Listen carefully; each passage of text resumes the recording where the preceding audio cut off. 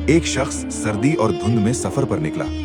पहाड़ पर चढ़ते हुए सर्दी और धुंध इतनी बढ़ गई कि रास्ता देखना मुश्किल हो गया। अचानक उसका पांव फिसला और वो लुढ़कता हुआ नीचे गिरने लगा। गिरते गिरते उसके हाथ में एक रस्सी आ गई। घबराकर उसने रस्सी को मजबूती से पकड़ लिया। धुंध की वजह से उसे ये भी मालूम ना हो सका कि वो जमीन से कितनी ऊंचाई पर है। खौफ और बेबसी में उसने अपने रब को पुकारा, ए अल्लाह, मुझे बचा ले। गैब से आवाज आई, रस्सी छोड़ दो, तुम बच जाओगे। वो हैरानी से सोचने लगा कि ये खुदा की आवाज कैसे हो सकती है।